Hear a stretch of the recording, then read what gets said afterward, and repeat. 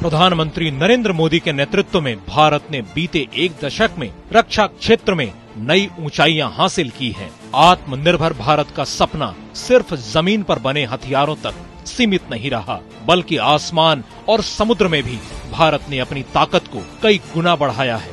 कभी आयात पर निर्भर रहने वाला भारत अब विश्व मंच पर ऐसे सौदे कर रहा है जो उसकी रणनीतिक शक्ति और वैश्विक छवि दोनों को मजबूत बना रहे हैं। नौसेना में अब तक 33 जहाज और 7 पनडुब्बियां शामिल की जा चुकी हैं। खास बात यह है कि 40 में से 39 युद्धपोतों का निर्माण भारतीय शिपयार्ड में ही हुआ है। इनमें देश का गौरव विमान वाहक पोत INS विक्रांत और परमाणु पनडुब्बियां INS अरिहंत तथा INS अरिघाट भी शामिल हैं। आज का भारत अगले 25 वर्षों में विकसित होने के लक्ष्य पर काम कर रहा है। हम हर सेक्टर में क्रांतिकारी परिवर्तन ला रहे हैं।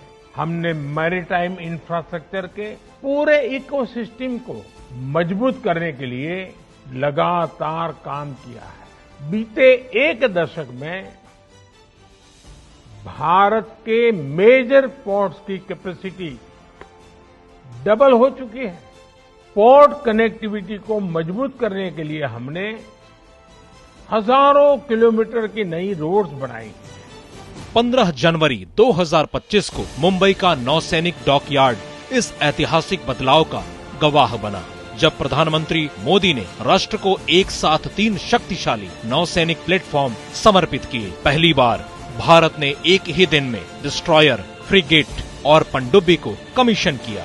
यह नौसेना के इतिहास का स्वर्णिम अध्याय साबित हुआ और आत्मनिर्भर भारत की दिशा में एक बड़ा कदम भी। गौर करने वाली बात यह है कि ये तीनों ही जहाज भारत में बने हैं और इनमें से INS सूरत और INS नीलगिरी के 75% से अधिक उपकरण भारत में निर्मित किए गए हैं।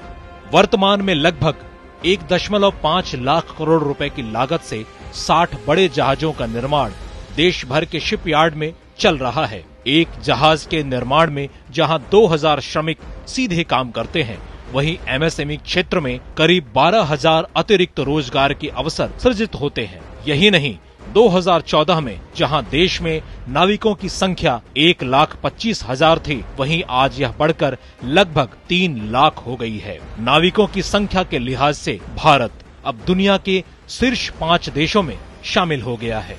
लेकिन नौसैनिक शक्ति यहीं तक सीमित नहीं रही। इसके कुछ ही हफ्तों बाद 28 अप्रैल 2025 को भारत ने फ्रांस के साथ 63,000 करोड़ रुपए की ऐतिहासिक डिफेंस डील साइन की, जिसके तहत नौसेना को 26 रफाल मैरीन फाइटर जेट्स मिलने वाले हैं। इनमें 22 सिंगल सीट और 4 ट्विन सीट जेट शामिल हैं।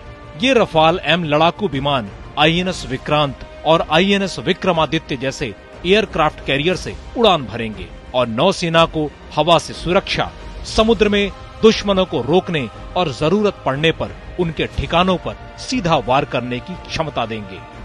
2030 तक भारत के पास कुल 62 रफाल विमान होंगे और नौसेना के पास दुनिया की सबसे आधुनिक पनडुब्बियां, फ्रिगेट्स और डिस्ट्रॉयर मौजूद होंगे। आज भारत को दुनिया ग्लोबल साउथ का भरोसेमंद साथी और हिंद महासागर क्षेत्र का फर्स्ट रिस्पॉन्डर मानती है। चाहे समुद्री डकैती रोकना हो और आतंकवाद और ड्रग तस्करी से लड़ना हो या प्राकृतिक आपदाओं में मदद करना, भारतीय नौसेना हर मोर्चे पर अपनी भूमिका निभा रही है। नतीजा यह है कि भारत अब सिर्फ अपनी सीमाओं की सुरक्षा तक सीमित नहीं है, बल्कि एक वैश्विक समुद्री शक्ति के रूप में उभर रहा है।